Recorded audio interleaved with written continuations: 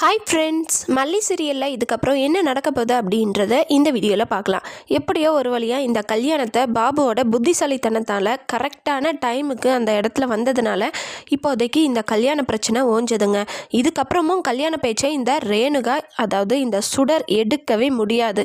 ஏன்னா அந்த அளவுக்கு இந்த பக்கமும் போக முடியாமல் அந்த பக்கமும் போக முடியாமல் கரெக்டான பாயிண்ட்டை வச்சு இங்கே லாக் பண்ணியிருக்காரு பாபு. ஸோ இதுக்கப்புறம் கல்யாண பேச்சே கிடையாது. அதை விட்டுட்டா ராங் ரூட்டில் தான் இந்த சுடர் வந்து போக போகிறாங்க. இந்த ரகுவும் அந்த ஐடியாவை தான் கொடுக்க போகிறாங்க. ஒரு 2-3 நாள் டைம் கொடு, நான் யோசிச்சு என்ன பிளான் போடலாம் அப்படின்னு சொல்கிறேன்னு சொல்லி ஃபோனில் வந்து சொல்லியிருந்தார். ஸோ அதே தாங்க இப்போ வந்து லீகலாக உன் கழுத்தில் தாலி கட்ட முடியலை, இல்லீகலாக போய்க்கோ, விஜயை வந்து நீ எப்படியாவது சொந்தமாக்கிக்கோ, விஜய் மூலயமா நீ கர்ப்பமான அப்படின்னா ஆட்டோமேட்டிக்காக அவர் வந்து உன் கழுத்தில் தாலி கட்டி தான் ஆகணும் அப்படின்னு சொல்லி திருட்டுத்தனமாக விஜய்க்கே தெரியாமல் விஜய் வந்து இந்த மாதிரி பண்ணுறதுக்கு பிளான் பண்ண போகிறாங்க. ஸோ இது நல்லாவே தெரியுது, ஆல்ரெடி பிளான் போட்டது தான்.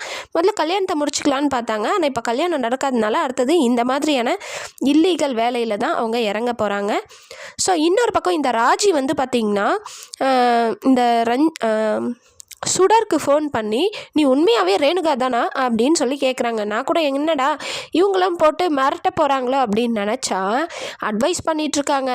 உண்மையான ரேணுகாவாக இருந்தால் தன் பொண்ணை எதுக்கு அங்கே விட்டு வச்சுருக்கணும், வா தன்னோட பொண்ணையும் தானே கூட்டிகிட்டு போயிருந்துருக்கணும், நீ வந்து அப்படியே போயிட்ட, இதை இப்படியெல்லாம் நீ இருந்தேன்னா விஜய்க்கு எப்படி உன் மேலே இது வரும் அது வரும்னு சொல்லிட்டு சொல்ல போகிறாங்க. ஸோ ராஜி சொன்ன பேச்சை கேட்டுக்கிட்டு தான் இந்த சுடர் வந்து வீட்டுக்கு வந்து நான் வெண்பாவை கூட்டிகிட்டு போகிறேன் அப்படின்ற ஒரு ட்ராமாவை எடுத்திருக்காங்க. ஸோ நம்ம விஜய் வந்து எரிஞ்சு விழுறாரு. இப்போ எதுக்காக வந்தீங்க அப்படின்னு சொல்லிட்டு, நான் வெண்பாவை கூட்டிகிட்டு போகிறேன்னு சொன்னதும் வெண்பா ஏன் கூட தான் இருப்பா அப்படின்னு சொல்லி ரொம்பவே ஸ்ட்ராங்காக சொல்கிறாரு.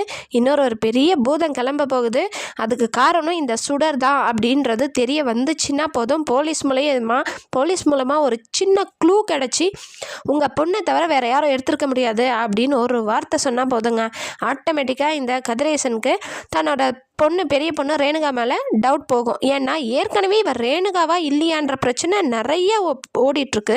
அப்படி இருக்கிற சமயத்தில் போலீஸ் வந்து உங்கள் 50 லட்சம் பணத்தை எடுத்தது கண்டிப்பாக உங்கள் வீட்டில் இருக்கிற யாரோ ஒருத்தர் தான், அதுவும் நீங்கள் வைக்கும் போது உங்கள் பெரிய பொண்ணு தானே ரூமில் இருந்தாங்க, அப்படின்னா கண்டிப்பாக உங்கள் பெரிய பொண்ணு தான் எடுத்துருக்கணும் அப்படின்னு சொல்ல போகிறாங்க. ஒரு வேளை ஆதாரம் ஏதாவது கிடைச்சா அதையும் காட்ட தான் போகிறாங்க.